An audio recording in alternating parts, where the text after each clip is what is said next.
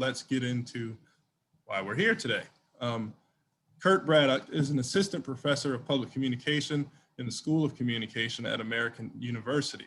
His research focuses on the persuasive strategies used by violent extremist groups to recruit and radicalize audiences targeted by their propaganda.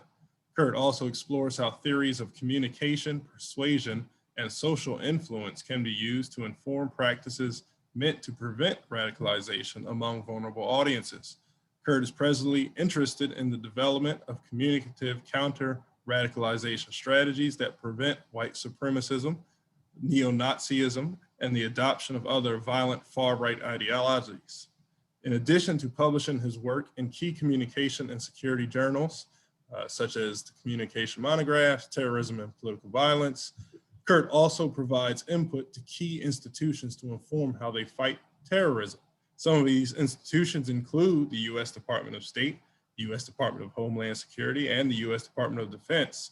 His work has also been used at the international level, where Kurt has advised the UK Home Office, Public Safety Canada, the United Nations Counterterrorism Executive Directorate, and several others.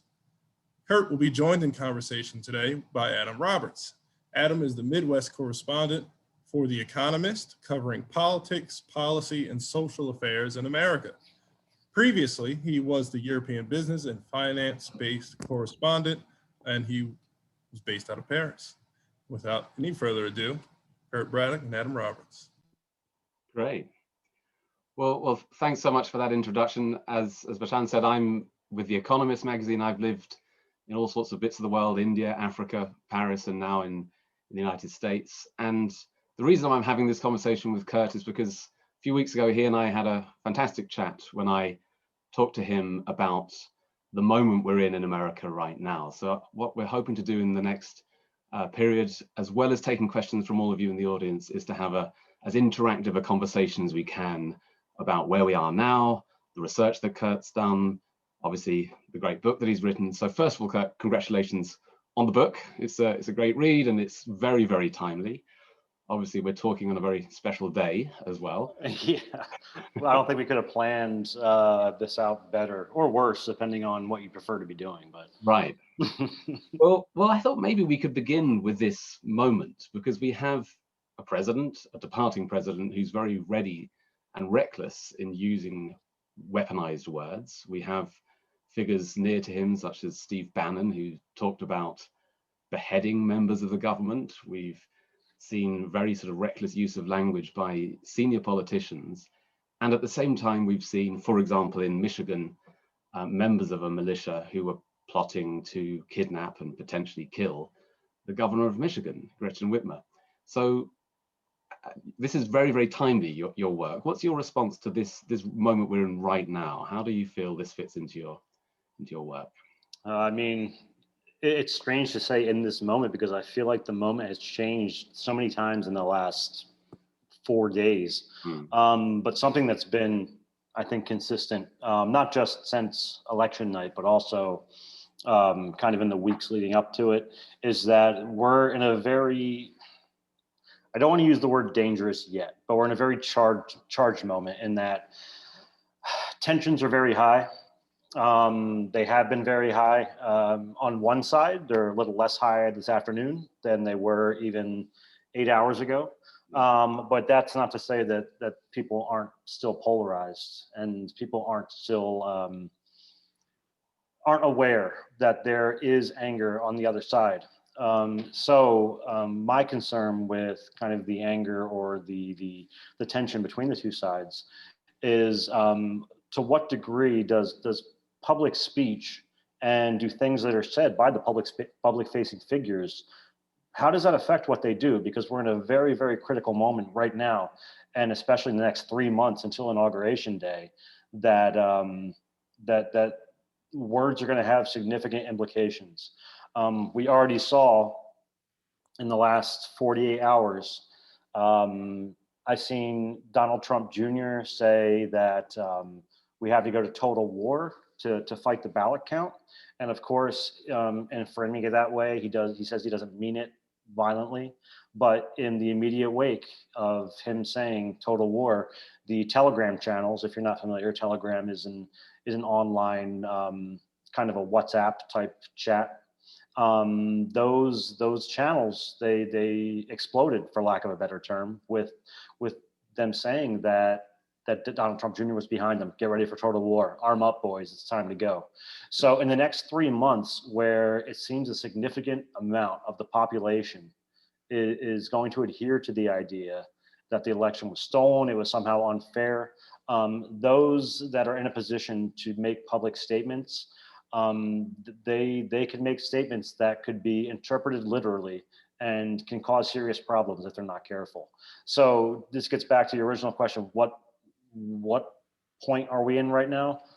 A very tense one, a very critical one for who some they're celebrating, the other side is angry, but regardless, public rhetoric is going to be key for the next 12 weeks or so.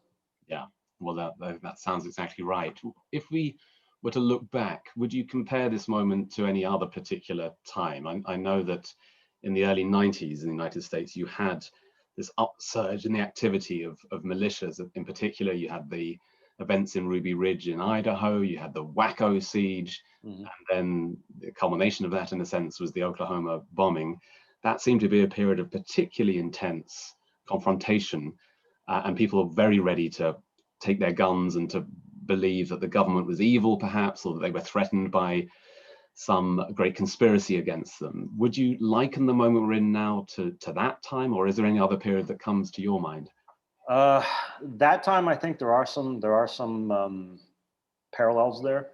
I think something that comes to mind for me more specifically, although it wasn't nearly as overt as the early 90s, is when Waco and Ruby Ridge and then the Oklahoma City bombing, was right after Obama was elected.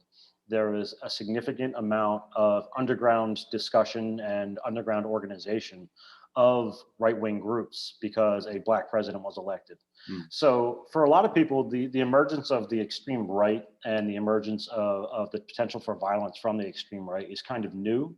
So it isn't new, though. It's just kind of been underground. And with the election of Trump, it made it more acceptable to be out in the open.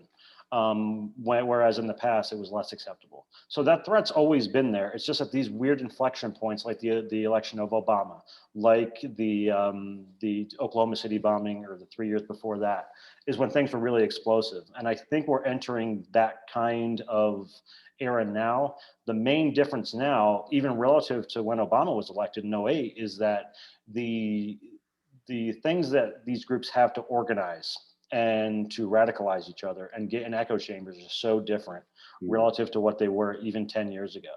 So the danger now is the degree to which they can organize themselves. And I think we're seeing that, and we have seen it with the militia that tried to or planned to kidnap the governor in Michigan. We found out later there were other militias that were planning on kidnapping the governor in, I think, Virginia and Ohio as well. So it wasn't an isolated incident. Yeah, that sounds right. And I guess one big difference from, for example, the early 90s to now is the power of the internet. And it's not just that everyone has access to it, it's the many sort of rabbit holes you can go down, the many sort of groups you can form and find like-minded people, even if they're on the other side of the country or other side of the world. How does the presence of certain sites on the internet, or just the ever-presence of the internet, change either your ability to track what's happening, or indeed the ability of the groups that you're looking at, their ability to organize and to do things?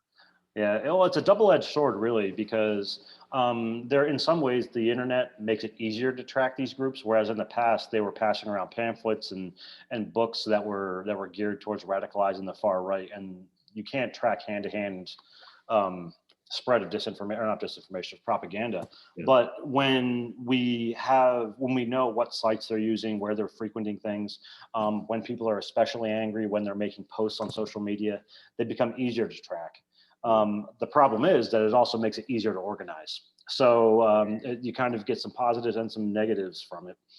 The big negative with respect to social media and the internet in terms of radicalization is that being able to spread an idea is so much easier now than it was even in 2008 through social media.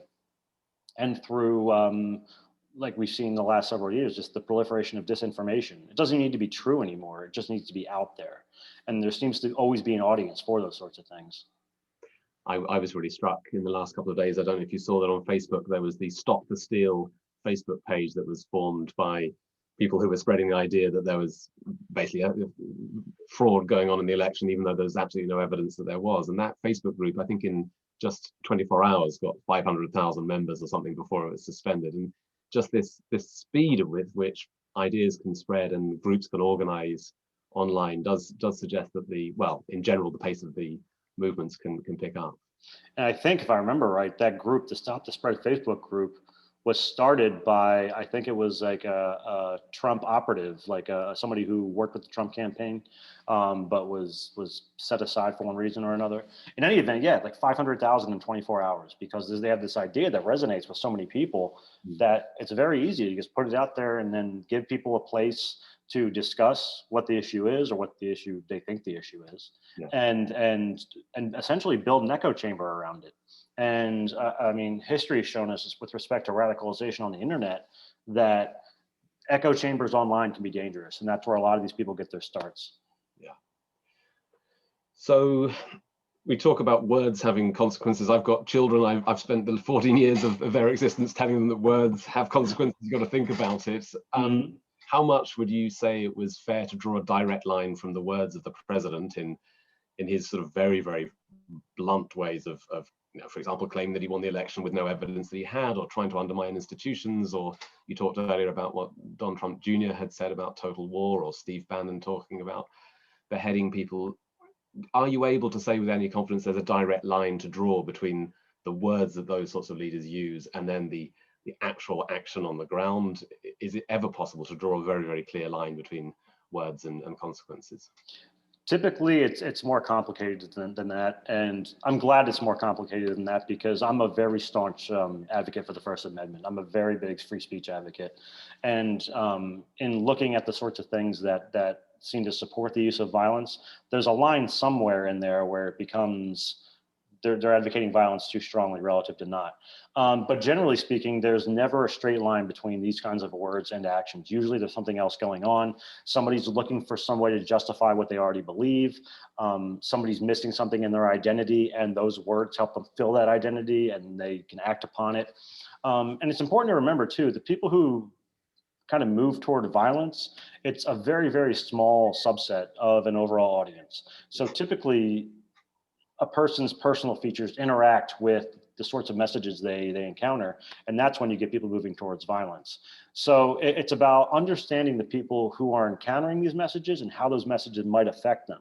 So it's not just we need to stop people from saying these things. That would make me nervous anyway, because I don't know where that line is, and I wouldn't be in a position to say a line is here versus there. But we do need to understand these words do have consequences, and sometimes people have a responsibility to be more careful in the things they say. Yeah, well, that sounds right. What about, when I have gone through your book, it's clear that if we'd been having this conversation 15 years ago and we were talking about extremists, we would have probably been saying, well, Islamist terrorist extremists. That would have been our sort of prototype of what an extremist is. It would have been a member of Al-Qaeda, possibly of ISIS. That would have been the sort of radicalization fear that people being recruited, as you described. I think early on in the book, you have a description of a woman who was kind of recruited into ISIS through Skype and through other sort of online methods. But of course, in the first part of our conversation, we've actually been talking about right-wing extremists in America. So in your book, you don't sort of really specify who the extremists are necessarily. You're talking about all forms of extremism and how you communicate, how the messages are communicated to them. But in your research now, are you looking at any particular characteristics of people who could become extremists? Is there a demographic profile of someone who might well be vulnerable to these sorts of words? The short answer is no. Terrorism studies have been trying to identify a psychological profile of a terrorist since people have been studying it. So we're talking 60 years now. But you rightly say that I mentioned extremism kind of writ large in the book. I talk about Islamist terrorism. I talk about right-wing terrorism. I talk about left-wing terrorism. I talk about single-issue terrorism, because my interest is in the psychological processes where communication affects people's radicalization toward an extremist viewpoint. Not necessarily that they're Muslim or right-wing or left-wing or whatever, but understanding how certain words trigger psychological processes that make people go down that path. There are some consistencies with the sorts of people who might be more amenable to these sorts of things. Generally, people who, loneliness doesn't make somebody susceptible to becoming a terrorist, but people who are lonely and look for affiliation online often find affiliation with these extremist groups more than those who have fulfilling social relationships do. It's often the people who they start online through whether they're lonely or they're looking for some sort of connection with people, and they go down the rabbit hole of whatever idea it is that they find appealing for one reason or another. And then it usually moves from online to offline. Typically, we talk about online and offline radicalization differently, but it's not a different process. They come together. So, there's no profile for any of these people, but they do have similar characteristics in kind of the activities they engage in or don't engage in, and the sorts of material they choose to expose themselves to. And right now, and I think, this is just me speculating here, I think in the next 5, 6, 10 years, we're going to be looking at right-wing terrorism more, especially during the Biden presidency, and depending on what happens in 2024, perhaps beyond. But I think we're going to be looking at right-wing terrorism as it overlaps with conspiratorial terrorism, because that's a real emerging area where people are starting to really develop some dangerous ideas around conspiracy theories. Well, maybe you could unpack that a little bit, because I was going to lead you on to the weird world of QAnon and the very strange conspiracy theories that people seem alarmingly ready to believe. So do you see that as a separate category then, a conspiratorial terrorism? Is that somehow distinct from the right-wing terrorism? What do you mean by that phrase? When I say conspiratorial terrorism, I essentially mean kind of the primary motivating factor that moves somebody towards something, and it might be a conspiracy, but it would not be exclusive to right-wing terrorists, because conspiracies can grab anybody. They don't need to be right-wing or left-wing. It just seems that right now, in this moment, people who seem to adhere to right-wing extremism or right-wing beliefs tend to be more prone to adopting conspiracy theories. And I would attribute that to largely President Trump and those who speak the way that he's spoken over the last 4 years.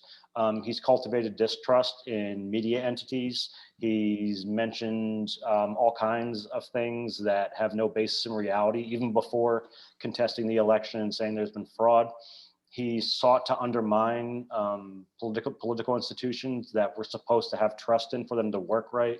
He spent 4 years saying fake news and all these things. So when you undermine political and media institutions for 4 years, people there's a space, there's an information vacuum where people don't know what's true and what's not, and it makes them more susceptible to certain ideas that when they don't have reliable information, it makes sense to them. It makes sense to them that there might be this left-wing cabal that is trying to do these things, because there's been an information vacuum there, because people like President Trump have essentially turned the vacuum on and has sought to develop that vacuum. Yeah. So I'm hoping that we can get back towards some semblance of normalcy with respect to trust in institutions we're supposed to trust. But I get the feeling that we've kind of gone past an event horizon, in one way to put it, in that there's no real going back to what there was. It's just coping with the new reality of it.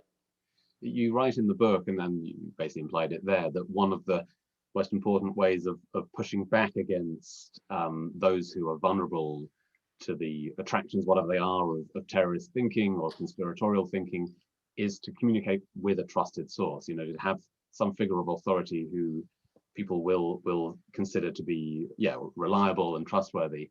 Do you think that that's well, you sort of said it there, but do you think that we've missed the chance to push back if we've damaged the trust in institutions, whether it's trusting the CDC or trusting the presidency or trusting the mass media to speak back and to push back at these things? Where do we get trusted sources if they've been damaged in the first place? I think, at the risk of sounding cliche, the development of those sorts of trust relationships begins at home and in smaller social circles. I think the boat to rebuild trust in the large institutions on a grand scale may be difficult now, at least for the immediate future. But for somebody who might be expressing I don't know, some sort of sympathies for the QAnon conspiracy theory. There may be those in his social circle, or those in his family, or somebody in the community that person trusts, so that can talk to them about these sorts of things. And the reason I bring that up is because several, what I call in the book, counter-radicalization programs meant to pull people away from radical beliefs before they adopt them. They've shown that when you involve people in their social circle, people they actually care about, and use them to deliver messages that might be effective at pulling somebody back from the brink, it's more effective than when a government gives you a large campaign or pulls you into a room and tries to scold you about that QAnon is nonsense. This is going to take a very targeted type approach. And I don't think the development of kind of nationwide campaigns to hit everybody is going to work particularly well. That's part of it. It will be part of it. But to really get that trust back and to help people stay away from what can be dangerous conspiracy theories, it's going to take people in their immediate circles to deliver some of these messages. Yeah. We haven't mentioned COVID yet, but obviously that's relevant, or has been relevant. I did see somebody ask when COVID's going to end, I'm afraid. Oh, yeah, if you've got the answer to that, maybe you can just tell us at the end of the... but it obviously does play into people's fear of maybe government being too intrusive in their lives, lockdowns and closures of businesses and so on has caused a lot of resentment. I think some of those who wanted to kidnap Gretchen Whitmer were really fired up because of her response on handling the pandemic. So how does that complicate things? How does it add to the lack of trust in institutions, perhaps, or indeed the sort of urge for people to maybe communicate, spend a lot of time in front of their screens and communicate with each other down these online rabbit holes? Yeah, quite a bit.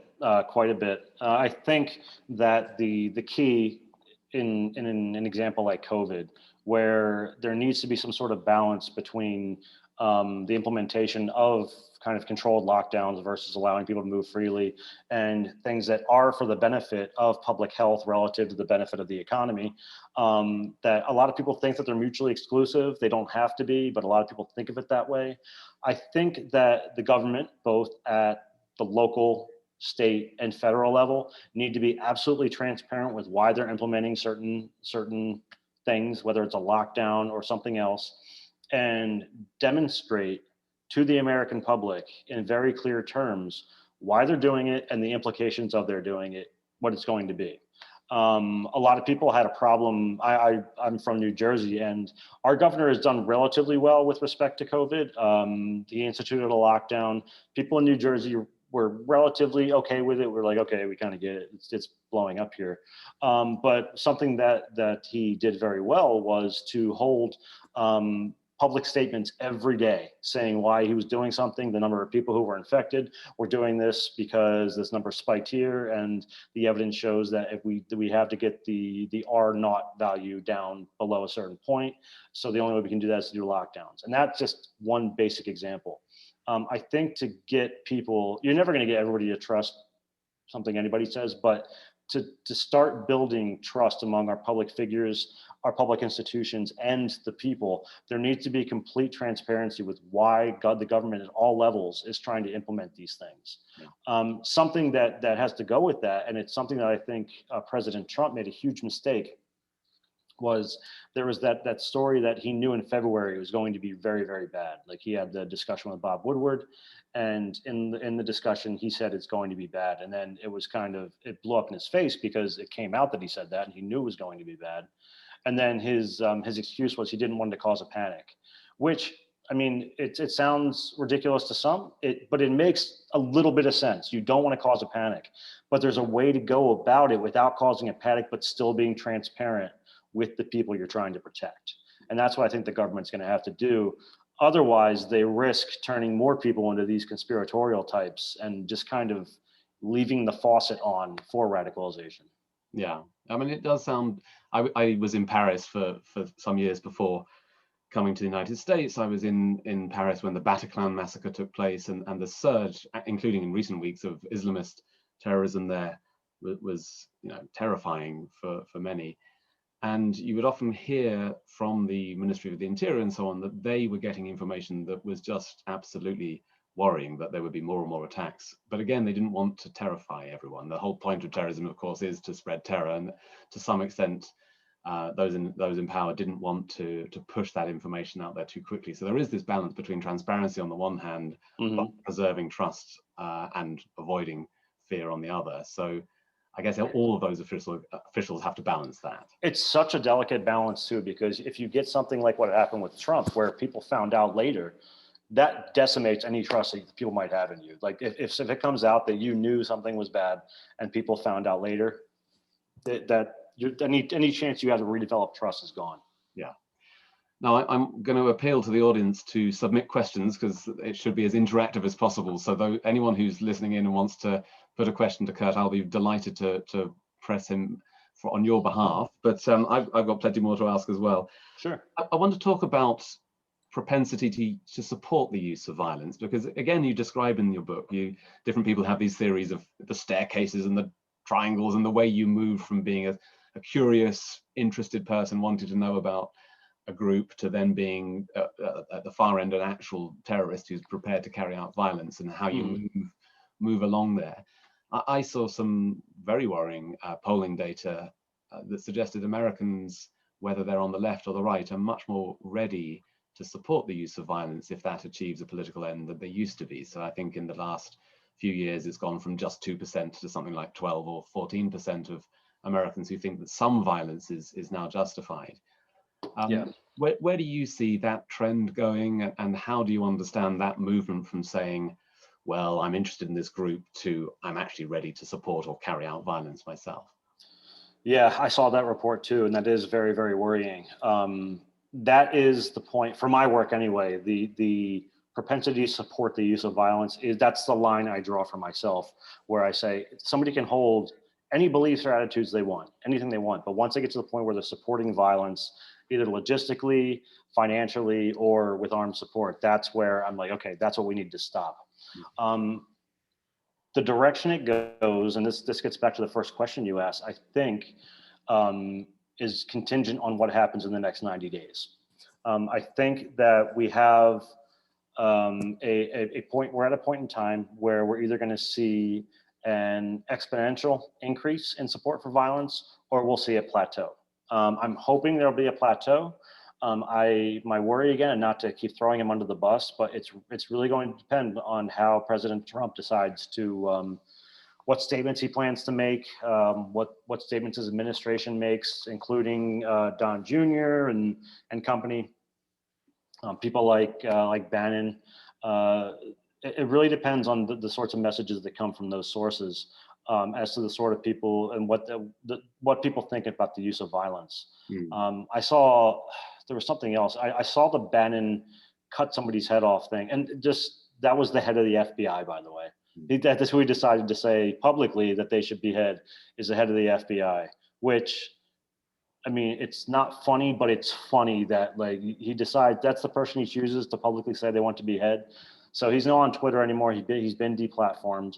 But I've also seen some kind of pundits, Rush Limbaugh types. I believe I saw Alex Jones a few weeks ago talking about getting ready for war in the instance of a Biden presidency. And now here we are. So, I mean, it didn't seem, I mean, it seems dangerous then, but now that we're in the moment, it's here. We're going to see what implications those sorts of words had.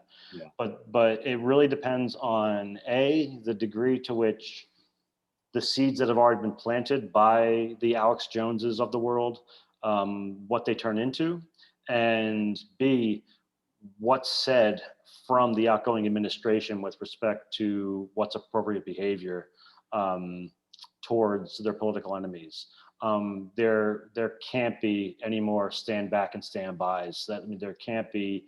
There's good people on both sides. Those are the sorts of, and by both sides, I don't mean the right and the left. I mean neo-Nazis and protesters. those sorts of messages, which we've seen kind of sporadically throughout Trump's administration and his tenure, I really hope that he chooses not to go down that path in the next 3 months. I worry he will. Yeah. But I do hope he does not, because if he does, I do think that we'll see an increased support for violence on both sides. On the right, because they'll take it. Some people take his words as gospel, and they'll translate it literally to engage in violence. And on the left, they'll see that and they'll think that it's a self-defense to engage in violence first. Neither of which I want to see. So I really hope that the rhetoric in the next 90 days stays relatively tame. I've been really struck in my day job for The Economist. I've been traveling, obviously, to the different swing states and trying to get a sense in this part of the United States how the mood has been. So I was in Iowa, in Ohio, and Illinois, Wisconsin, and I went across to Montana. And just a couple of quick anecdotes that might be relevant. I was interviewing one political science professor, I think he was in Montana, who at the end of a very nice interview said, oh, he's just brought home for the first time in his life a gun. He'd never owned a handgun, but decided to get a gun. And I asked him why, and he said, well, just in case something kicks off after the election. And a Democratic county chair in northern Iowa, she also had never owned a gun, but just decided to get one for the aftermath of the election period. Mm-hmm. And a number of people I spoke to who referred, it didn't seem to me frivolously, to the potential for a civil war, who thought that there might be some sort of violence on the streets in the aftermath of this election. Now, maybe they didn't think it all through, maybe they didn't really mean a war, but the fact that we're even discussing the potential for that and that people are buying guns in record numbers does suggest that we're in a particularly febrile moment, doesn't it? I saw a scary statistic, or I heard a scary statistic from a colleague of mine at American University named Cynthia Miller Idris, who does really, really good work on the far right. I didn't know this until I heard her give a talk a couple of weeks ago, that there's actually a national ammunition shortage for guns because everybody's been buying them up. Yeah. So ammo is in short supply. So that's not an isolated incident. It's scary to me because that shows that it's not just bluster. People aren't just talking. People are laying down a couple $100 to get a handgun or get a rifle. Mm-hmm. So there are now more guns in circulation at a heightened point in time when people are very politically charged, and they appear to have plenty of ammo for it. Mm-hmm. So it is a bit disconcerting. So far, I say it's only been a couple of hours, but so far, people have generally seemed to have been behaving themselves, even over the last several days where there's been protests on both sides. I've seen footage where people are actually just talking. So it seems like people are tending to be behaving themselves. Yeah. So I'm hoping it stays like that. Yeah. So we have a question from a member of the audience, which is a tough one, I think, because it's natural to be able to say what a politician should do, what should Donald Trump, what should Joe Biden be doing. But the question is, what does the ordinary citizen do to combat the increase in domestic and conspiratorial terrorism? So what could those of us on this call or just ordinary folk be doing to help push back? Yeah, aside from the standard see something, say something shtick, which isn't really my thing. The big thing that I can see people doing to help to stave this off, and you can do this every day, literally every day, is if you're on social media, Facebook, Twitter, Instagram, anything, and you see something that is a blatant falsehood, especially a blatant falsehood that perpetuates something that might lead to the use of violence, report it to the platform. Because I'm involved with several organizations that are meant to reduce radicalization via online channels, so Facebook, Twitter, etc. And they're starting to deplatform and take down disinformation, especially disinformation that propagates violence. Yeah. So whereas in the past, they weren't as active in doing so, but now the platforms are very active in taking down content that's shown to be provably false, especially that which can advocate violence. So something you can do every day is literally, if you see something on Twitter that is clear disinformation, and especially clear disinformation that advocates violence, report it to Twitter, because they'll be much quicker to act now than they would have been even 6 months ago. And that's not an accident. I've been in the room when we've had these conversations with the platforms, saying, well, what use is it to take the stuff down? Shouldn't we be worrying about giving counter content? And there's no one simple answer, but having that content down does help, and the public can help quite a bit with that in that respect. It seemed to have a big impact. You mentioned Alex Jones before, but once he was removed from YouTube and other platforms, it seemed to me that his impact has been dramatically reduced. And so I think Milo Yiannopoulos as well. Yeah. Yeah. So, I mean, I think a lot of people had some skepticism surrounding deplatforming. They would assume that they would just, emerge somewhere else. And you don't realize, like, there really is nowhere else for these people to go. They can go on a street corner and yell, but it's not that time anymore. People turn to Twitter, they turn to YouTube. YouTube is the second most popular search engine on the internet behind Google.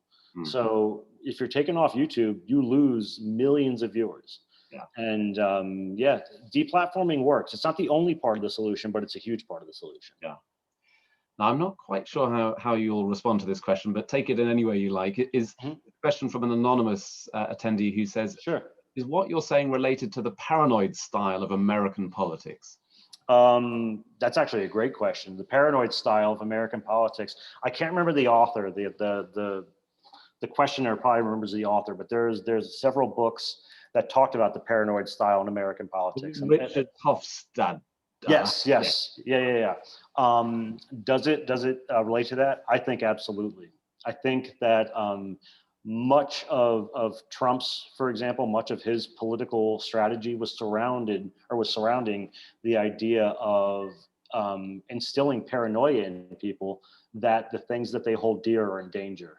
And again, I'm not going to throw him under the bus and say he's a white supremacist. He says white supremacy things, but that is much of what the white supremacist neo-Nazi propaganda is that white culture is under fire. White culture is in danger. Here comes black people. They're going to take away everything that you love. They're going to come into the suburbs, and there's going to be high crime in the suburbs. All those different things that he was tweeting before the election, those are all meant to instill ideas of paranoia surrounding the other. And that is one route through which radicalization happens, by turning the other into this kind of nebulous, non-individualized blob where they're just this abstract danger and people are paranoid about them. Then yeah, it can be very dangerous if people are inclined to pick up a gun. Excuse me. So there's quite a bit of overlap between kind of this conspiratorial beliefs and the paranoid style, especially with respect, if I'm talking about right-wing extremism, this idea of the great replacement, that white people are being replaced. So that's a very, very big element of the right-wing extremist platform. Great question. Yeah. Well, I wonder whether you'd like to talk a little bit about the project you're working on next. Sort of maybe leads on from there, the disinformation work that you're looking at, and in particular, I think you're looking at the white supremacy in that context. Yeah, so my next book will be, it's meant to identify that line we talked about earlier as to where words turn into action, even if it's not meant to get people to engage in violence. So there's a phenomenon called stochastic terrorism.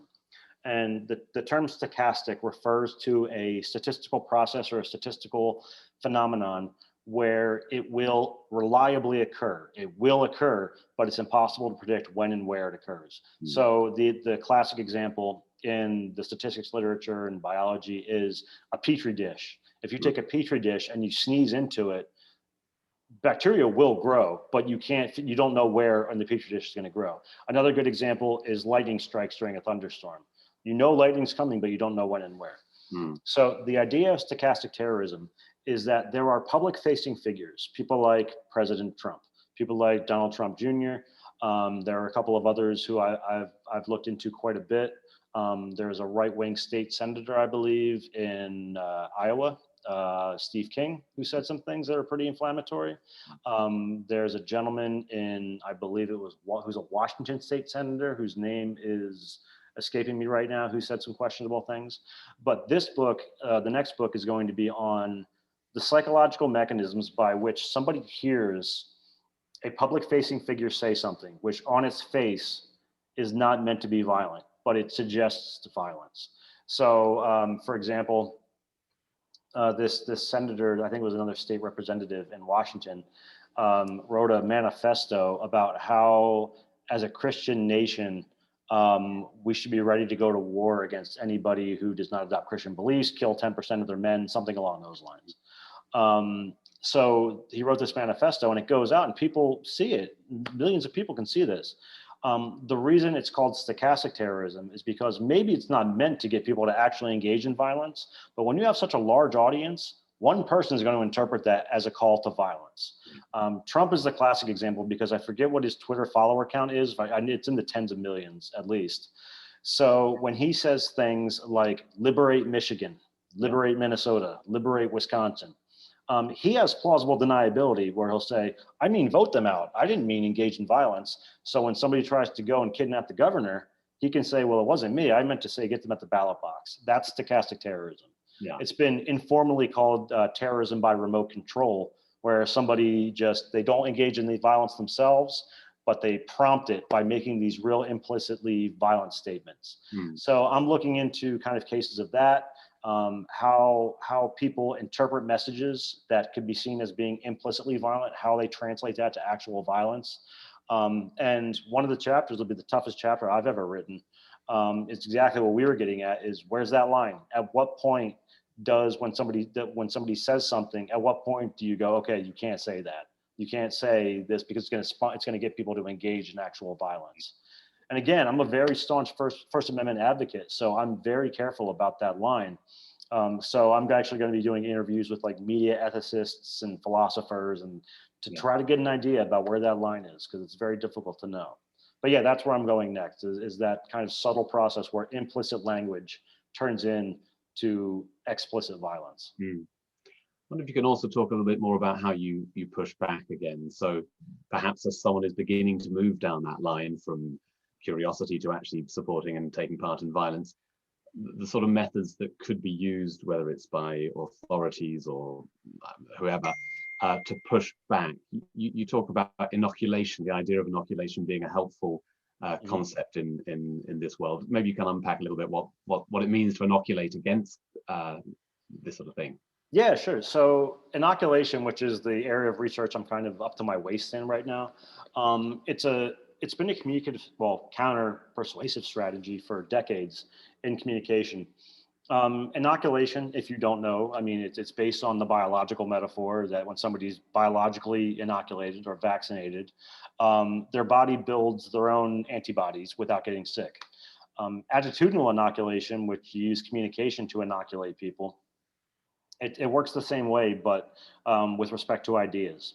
So the idea is that you go to people who maybe don't adhere to the extreme version of an ideology yet, or they haven't been exposed to it yet, and you want them to maintain their peaceful mindset. So what you do is you give them a small dose of the ideology the same way that you would get a small dose of a virus.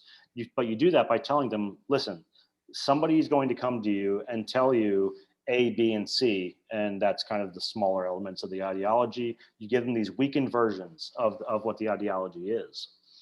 Following that, you give them very strong counter arguments to what you just raised, and then you step away from them. You go, okay, that's that. And what research has shown, and I did a series of experiments on this not long ago, it shows that when you do that, a couple of cool things happen. Number one, people counter argue against the extremist ideology more. Number two, they get angry at the extremist group more when they actually run into its propaganda. Number three, they think that the extremist group that puts propaganda in front of them is less credible. And most importantly, they express less intent to support the extremist group itself. So the idea about this is getting there first and telling people, listen, this group's going to try to persuade you of something. And you tell them what it's going to be, and then you provide counter arguments to it. That's been shown to be effective, and that's actually a project I'm working on now for the next 2 years. We'll be testing that in the field. So I'm very optimistic about attitudinal inoculation and its potential. Another area that I haven't tested it experimentally yet, but it's something we've talked quite a bit about, and the questioner from earlier about the paranoid style, I think it's appropriate here too, is there's been research to show that you can inoculate against conspiracy theories as well. Again, getting there first and telling people that there's this conspiracy theory out there, and there are people who will try to use you by exposing you to it, and here's why you shouldn't believe it. And then theoretically, that should prevent them from adopting that conspiracy theory as well. Something I really, really like about inoculation, especially with respect to inoculating against ideologies that can or that target minority populations, so Muslims in the United States. Whereas things like trying to give people counter narratives or argue against extreme interpretations of Islam, you run a really big risk there of criminalizing Islam itself. And there's no reason to be doing that. Inoculation, though, you go to them and you say, listen, we know you're peaceful. We know that Islam is peaceful. We know that you have no intention to engage in violence. And that's absolutely true. We just also want you to know there's a subset of people out there who are going to try to warp what you think to their own needs in these different ways. So rather than approach these populations with a frame of criminalizing them and accusing them of being terrorists, instead you're saying, listen, we know you're not radicals. We know you're not terrorists. We just want to make sure that people who are targeting you with certain messages don't abuse you in the way they mean to. So I really like that too, because it gets away from the criminalization of subsets of the population. Maybe this is too practical a question, but I want to take you back to your comment before that almost anyone can be drawn into this world, whether you're a 80-year-old lady on your own on the computer or a 20-year-old man. But unless there is a sort of more defined group to target, maybe it's, you know, among the white supremacists, it's obviously white people and maybe often men, maybe less educated people, I don't know. Or maybe geographically, there's a particular part of the country where you're more likely to find. That's very difficult, especially with the far right. Yeah. But if you can't identify the group that you're going to target with your inoculation, are you thinking that, well, what we need to do is inoculate everyone? You know, we need to go through the schools, we need to go through mass media. How do we get the, you know, to continue the metaphor, how do we get the syringes or the drops of inoculation out to everyone? Yeah, so we're very bad at finding the people who are going to be targeted by propaganda, but we're very good at knowing the people that the groups target, if that makes sense. So you can kind of work backwards from it and know that terrorist groups are going to target people in these geographic areas that have this particular profile. Now, I know I said there's no profile, but that there is a profile of people that are targeted by this propaganda. On the far right, it's often white males, age pretty young, 14, the early 20s is usually when people get involved. So we know that that is the group that's targeted by this propaganda, and we know where these sorts of groups are most active. So we can kind of get an idea about the sorts of people we want to target with counter messaging in specific areas. So we kind of work backwards to get to that. Like I said, luckily there's no profile of somebody who will fall for the propaganda and actually become an extremist. But if we identify that population by knowing who the group targets, we can target them with our counter messaging and get the people who would be susceptible to it. Right. Maybe a linked question, a question from the audience is whether you have a different approach, or have you found some different findings when you analyze women versus men in terms of their propensity to become radicalized? Great question. Great question. It differs ideology to ideology, but there are some ideologies where you wouldn't expect women to be drawn to it, but they play a huge part in what the group does. The far right, they actually appeal to women quite a bit. They're seen, and the far right tries to make them feel as though they have a very big role to play in what they do. There are some on the far right, some women who are ready to engage in violence, so that's relatively it's rare relative to men, as you might expect, but they are very involved there. Something that's very interesting is, and this has a lot of promise moving forward with respect to counter-radicalization, is that women have been shown to respond very well to other women when they had those discussions to get them out of groups. Because oftentimes, especially on the far right, women who get involved, they're often abused physically, they're abused emotionally, they're involved because their husband, their boyfriend, or whoever was involved, and they felt like they had to get ideologically attached, and they do, but they won out. But when they have another woman to talk to, somebody who they see as a safe person to talk to, they can be led out of the group again, by a trusted source. And the reason that women seem to trust women is because they've lost their trust in men because their partner has abused them in the context of the movement. So women have a huge part to play with respect to counter-radicalization as well. And there have been some people to look at this a little bit, but I think there's a lot of good research to be done there too. Yeah. I recall at the very beginning in the introduction, it was mentioned that you've advised the Canadians, the British, you've obviously had some international exposure. I'm just wondering if there are lessons that are easily applied that are relevant in many different countries. I mean, are there lessons that you take from what happens in Britain or in France, or indeed in developing countries, that are useful for understanding processes here in the United States? Yeah, in terms of messaging meant to keep people away from terrorism, I think the best lesson that I've seen, because I've analyzed several of these programs that are meant to do counter messaging, is that it can't be a one-off and it can't be a single approach for counter messaging. One of the most successful programs in the world, I think it's a Dutch program. And although they engaged in counter messaging, where they try to debunk terrorist messaging, which is, that's my wheelhouse, that's only one part of the overall program. The program also involves an element where family members and friends can tell counselors that individuals are showing troubling signs. The police and the people who run the police forces there, they don't have a very, very, they have to securitize when somebody is a risk for engaging in violence, but they're seen more as support for getting people out of the movement rather than putting a knee on their neck and further radicalizing them. They are provided support while they're in the movement, or while they're going through the counter-radicalization process. They have very specific targeted interventions for these people. And I think that's something that a lot of countries are starting to do, and they use this as a model, is that we can't just say, okay, here's our counter messaging campaign, or okay, here's how we're going to do this via securitization. It needs to be a whole of society approach, and it needs to be a combination of counter messaging, social support, in some case logistic support, and the family, friends, and the social circle needs to be involved. And it sounds like a lot, and it is a lot, but if this is going to be effective, it needs to be, again, a very, very targeted approach for individual cases.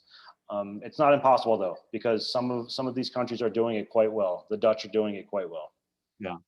And it goes back to what you were saying before about having those trusted sources, those trusted voices. And it may be, well, as you said, with women, that women are more likely to trust the voice of another woman, or it could be that someone who was formerly in one of these movements and then speaks up about their path of leaving is seen as a much more credible voice by those who are still in the movements. That's tricky. There are some programs out there that I think do a very, very good job of helping people move out of the movement. That I don't envy their job though, because they have a very delicate balance to strike, because yes, they're more trusted because they've been through it, but there have been cases where the formers are seen as just turncoats. They're seen as being traitors to the movement. So they're not trusted. They're seen as people who were just, it's almost like the no true Scotsman fallacy. They see it as okay, that person was never one of us anyway, if that's what they believe. So I have seen some programs where it is effective, but I've also seen instances where the individuals meant to be pulled out don't trust those sources because they were never part of it. They saw them as never being part of it in the first place. Something I have seen as well that I think is very interesting is that with the far right especially, people get involved because they know somebody else who's involved, their brother, their friend, somebody. And people often leave because life gets in the way. They have kids, they get married, whatever. And when they leave the movement, they find they don't need it anymore. They're better off without it.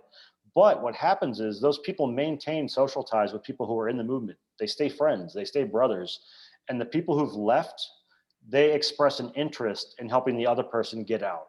So it's not like they left because they gave up the ideology. They have, but it wasn't as if they just quit and ran away. They had other things going on.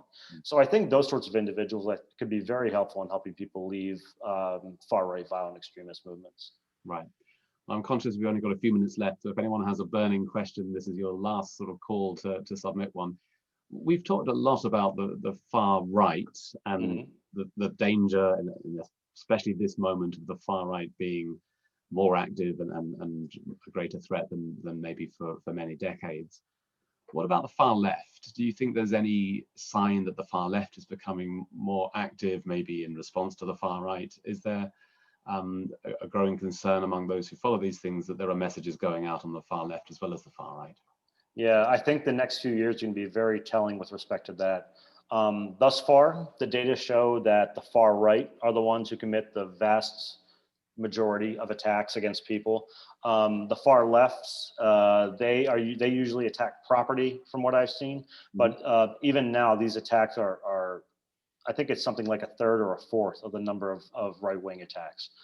That said, historically, we've seen kind of almost like a pendulum. People go one way, then there's a response from the other side, then there's a response from the other side.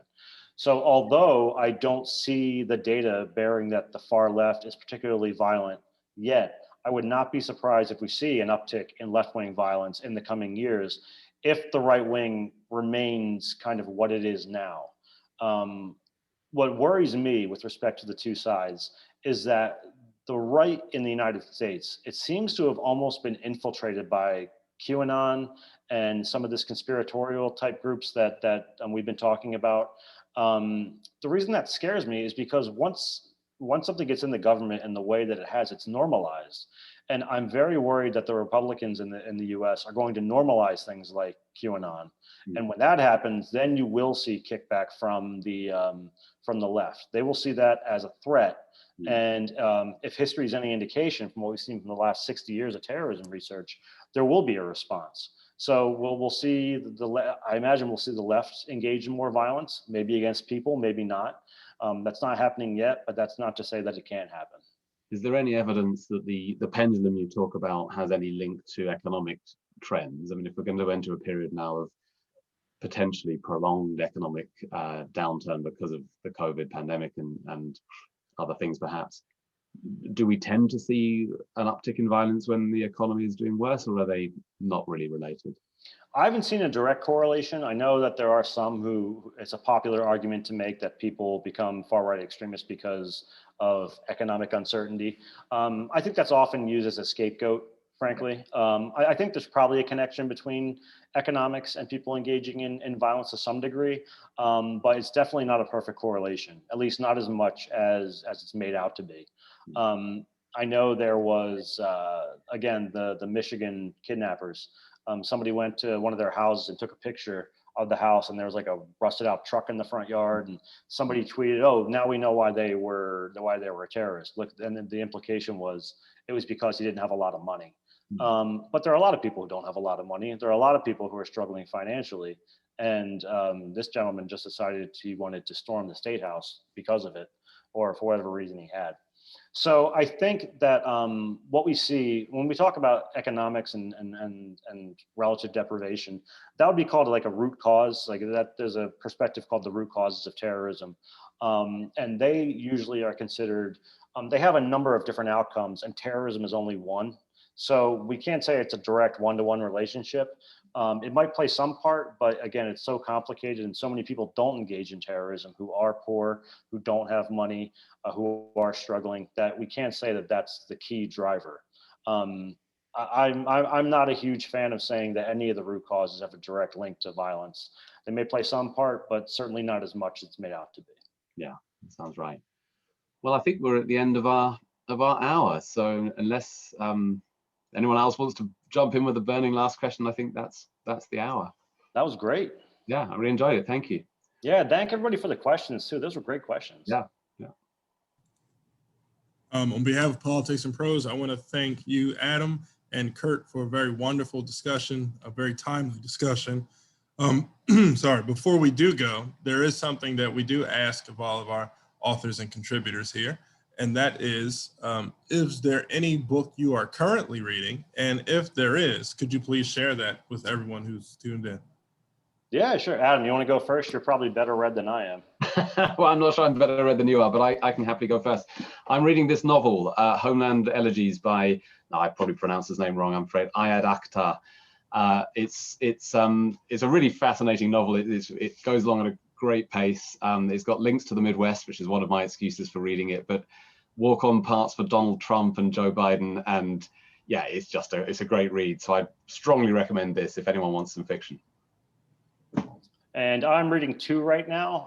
I'm just finishing up a book called When Prophecy Fails by Leon Festinger. It's a sociological study where back before you had to get IRB approval, this group of researchers went in and became participants in a cult and took a qualitative notes, and it's the whole story of the cult. And it's about what happens when the group's prophecy doesn't happen. And this particular group said that the world was going to end. It didn't. And then the studies about what the group does and how people react when their prophecies do fail. On the other side, I'm also reading, I forget the author off the top of my head. Let me see if I can remember it. It was, C.S. Lewis. I just finished reading The Great Divorce, which was a fantastic book. I'd never really heard of it before, but it's a relatively short book. It's about our conceptions of heaven and hell and kind of how they're more interlinked than we think they are. Very good, short read, can do it relatively quickly. All of those sound like some good selections there. Once again, thank you both for this wonderful discussion. Thank you everyone who's tuned in, and I want to wish everyone a good day. Thanks very much. Thank you.